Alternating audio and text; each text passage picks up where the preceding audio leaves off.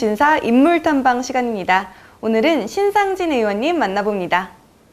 안녕하세요. 네, 안녕하세요. 네, 반갑습니다. 예, 반갑습니다. 네, 오늘 이렇게 시간 내주셔서 감사합니다. 예.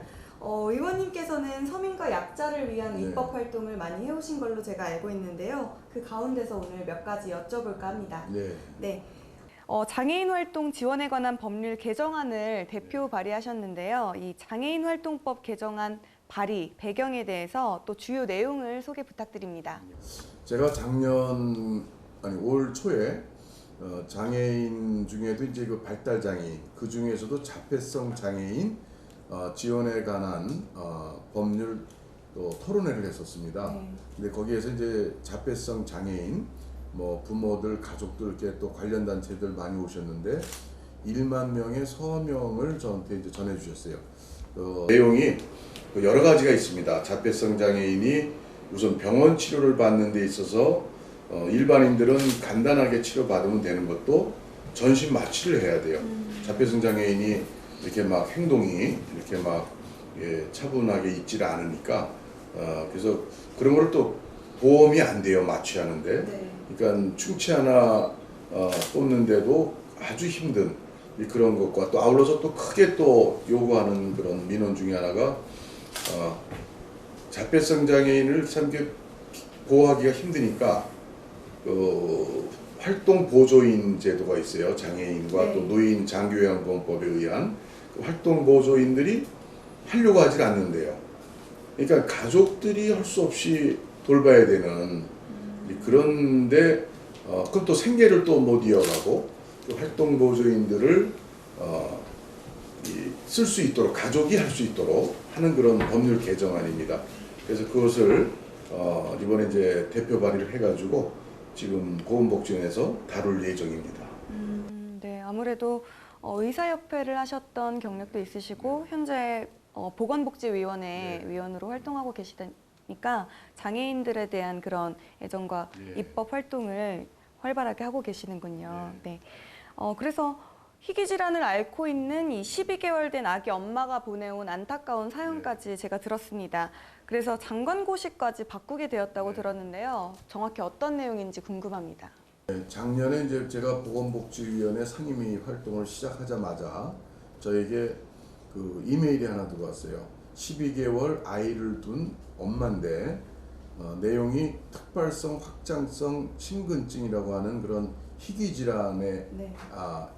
를 갖고 있는 아기 엄마인데 그것을 체외에 심실 보조 장치를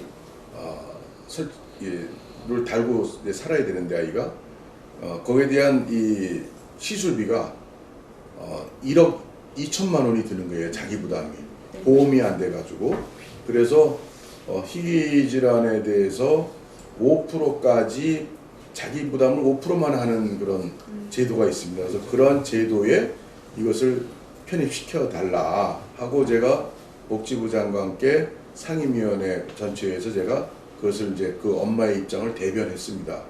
장관도 어느 가족이 그 시술비로 1억 2천을 자기가 부담하면서 또 매월 또 이 유지 경비가 또 몇백씩 드는 이런 그 과부담되는 것을 이제 복지부 장관서부터 복지부에서도 이해를 해가지고 그것을 2달 만에 이제 장관 고시로 해서 이것을 이제 5%만 적용되게 그래서 1억 2천들 든 것을 670만 원 정도로 자기 부담을 이제 대폭 낮춰서 부담을 떨어뜨린 그런 것이 고시로 확정이 됐습니다. 그게 시행을 지금 하고 있어서 이렇게 되고 있습니다.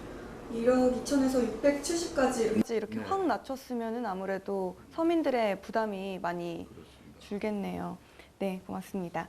그럼 다른 이야기도 좀 네. 들어볼까 하는데요. 성남 같은 이 도시 영세민 네. 이주 지역에서 재개발 사업을 할 경우에 해당 구역 내 공유지를 무상 양효하는 그런 내용의 도시정비법도 대표 발의해서 통과가 됐는데요. 또 이것은 어떤 내용일까요?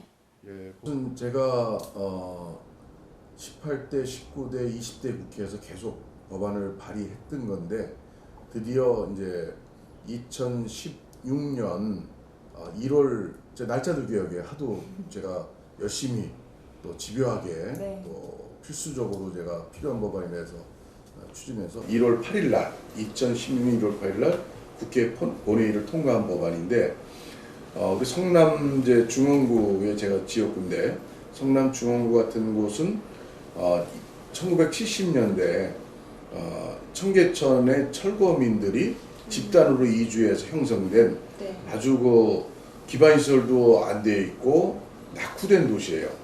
그래서 도시 영세민이 집단으로 이주한, 개인이 원해서 한 게 아니라 집단으로 이주한 지역에서의 그 주택 재개발 사업할 때는 본인 부담이 너무 커서 서민들의 피해가 크니까 그 재개발 주택 지역 안에 있는 공유지, 그러니까 시유지 같은 것을 시민의 그 조합원들에게 무상으로 양해줘라 하는 그런 대표 발의 법안의 내용이고요. 또 하나는 그러한 지역에서는 기반시설 만들고 할 때는 재개발할 때 국고나 광역지자체의 그런 지원을 받을 수 있는 근거조항을 또 만들었습니다.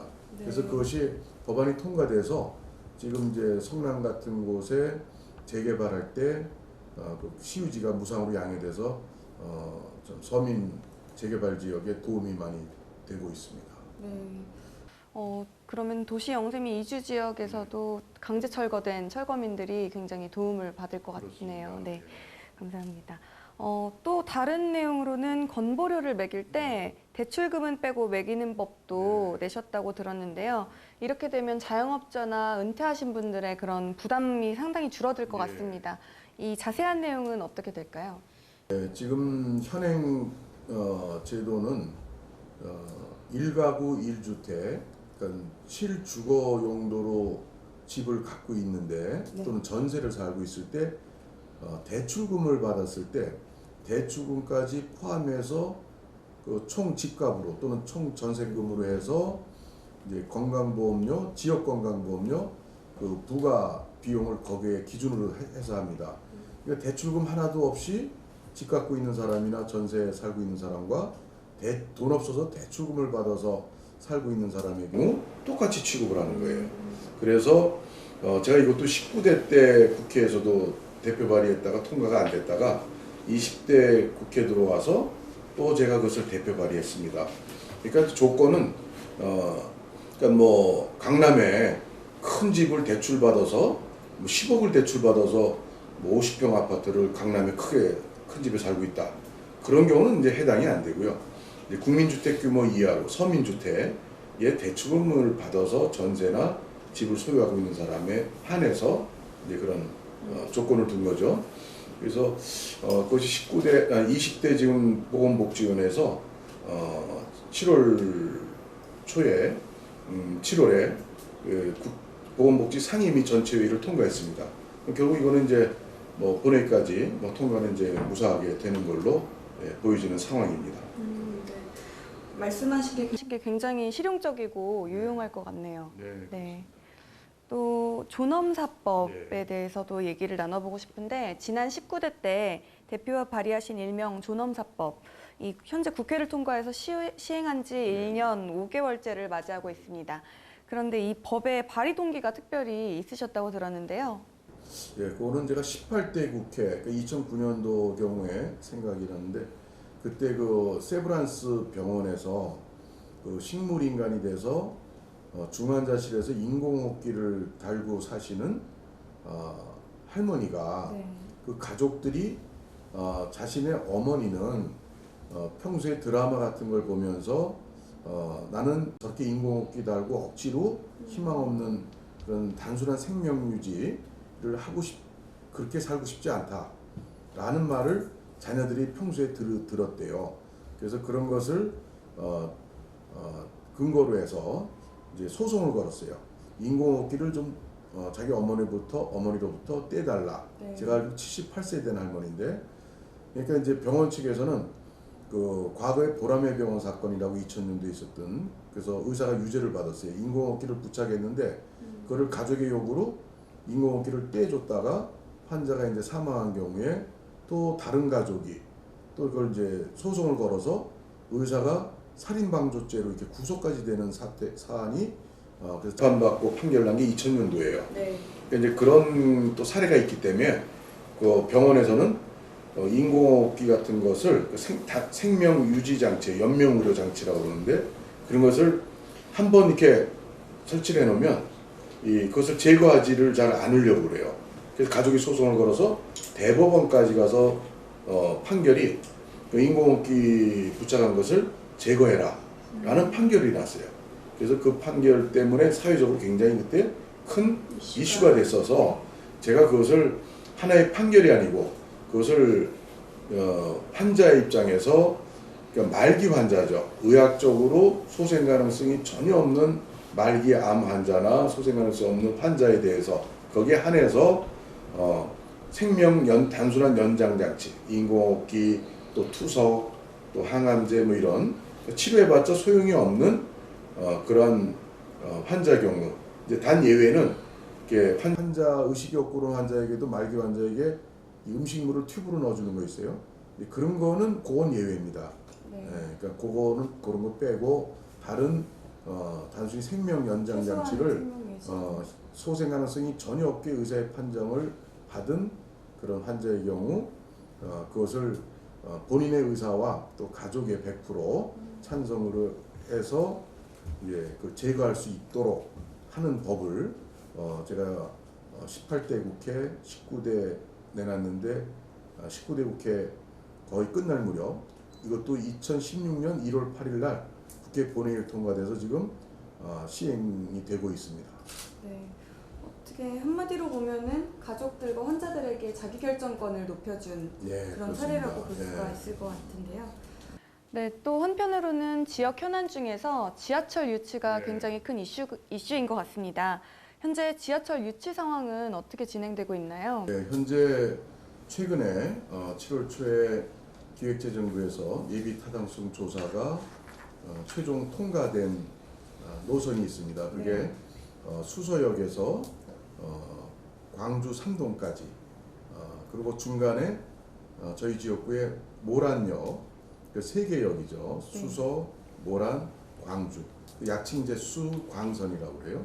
그게 예비 타당성 조사가 이제 통과돼서 앞으로 이제 기본 계획이라든가 이제 뭐 설계 같은 걸 쭉 해서 향후 한 7, 8년 후면 완공이 되는 그런 이제 지하철이 나시게 됐습니다. 그리고 또 하나는 이 8호선, 그러니까 잠실 그리고 우리 성남 우리 중앙구 거쳐서 모란이 종점인데 그 모란에서도 연장을 해가지고 판교까지 가는 그런 연장선, 모란 판교 8호선 연장선. 그것은 경기도 그리고 또 국토부에서 승인 고시가 났어요. 그래서 그것도 이제 앞으로 예비 타당성 조사에 이제 들어가게 될 텐데 그것도 좀 희망적으로 보고 있습니다. 그리고 신사 위례선, 그것은 서울시의 도시철도 사업인데 그것은 이제 서울시에서 하기로 확정을 했고 그 위례에서 그러면 끝나는 것이 아니고 위례에서도 연장을 해가지고 우리 성남 중앙구의 그 대중교통 사각지대를 통해서 성남 상대원공단에서 이제 뭐 하대원 쪽으로 해서 광주까지 가는 그런 노선을 현재 무슨 확정은 아니고 그것을 국가 제4차 철도망 구축 계획에 들어가야 되기 때문에 그것을 들어갈 수 있도록 하는 작업을 또 추진하고 있습니다. 네. 수서역, 광주역 그리고 모란역은 정말 우리 많은 분들이 이용하시는 그렇습니다. 지하철 노선인데 그게 통과가 된다면 더 많은 시민분들이 이용하실 수 있겠네요. 뭐 됐다고 볼 수 있습니다. 네, 맞습니다. 또 의원님께서는 자유한국당의 이 신정치 혁신특별위원회를 맡고 계시잖아요. 특히 최근에는 한국당의 공천률이 서서히 윤곽을 드러나고 있다 이런 평가가 있습니다. 그런 공천 혁신안의 구체적인 내용은 어떤 것이 있을까요? 저희가 이것을 뭐 혁신에서 공개적으로 공식 발표한 것은 아닌데 이제 좀 많이 이렇게 내용들이 알려지게 됐습니다. 주요한 내용은 자유한국당의 공천이 그건 아마 저희뿐 아니라 뭐 민주당도 마찬가지일 거고요. 이 공천 잡음이 늘 있습니다.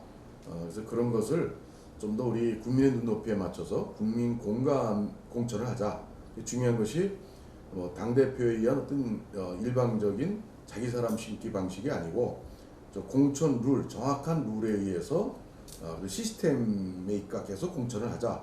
그래서 공천의 후유증과 잡음을 최대한 적게 하는 그러한 공천 방향을 잡고 있고요. 그리고 또 이제 우리 국민들께서 어디 여론조사도 보니까 많은 현역 의원들의 좀 많은 좀 새로운 인물들의 등장을 많이 좀 원하세요. 자꾸 이렇게 물갈이가 되기를 네. 원하고 그런 취지에 맞추어서 우리 자유한국당 공천룰은 정치 신인 또 정치적 약자라고 볼 수 있는 여성 또 청년 또 장애인 이런 약자들의 이 정치권 진입을 좀 더 돕자라는 차원에서 이번에 공천룰의 방향을 잡고 지금 추진하고 있습니다. 더 공정성 있게 네. 그리고 정치 신인과 약자분들을 조금 더 그렇습니다. 역순위로 하자 이런 말씀을 해주셨는데 또 다음 총선이 정말 한국당 입장에서도 중요한 총선이 아닐 수가 없잖아요. 이번에 보수 재건 성공을 위해서 이런 총선 승리를 위한 가장 중요한 전략은 어떤 거라고 보십니까? 사실은 이게 쉽게 얘기하면 안 되죠. 그렇죠. 근데 이제 방향을 말씀드리면 아까도 말씀드렸듯이 공천 이 방법이 예전하고 좀 달라져야 되겠다. 그 달라지는데 가장 큰 기준점은 국민 눈높이에 맞춰서 하는 것이다. 그 국민의 눈높이는 좀 새로운 인물들의 등장을 많이 원하고 있다. 그리고 경쟁력 있는 그리고 지역을 위해서나 국가를 위해서 열심히 희생봉사하는 그런 자세를 갖고 일할 수 있는 검증된 인물들을 좀 또 원하고 있다. 그런 기준에 맞춰서 저희가 좋은 전략이고요. 그리고 또 문재인 지금 정부가 경제 사정이 굉장히 지금 상황이 어렵지 않습니까?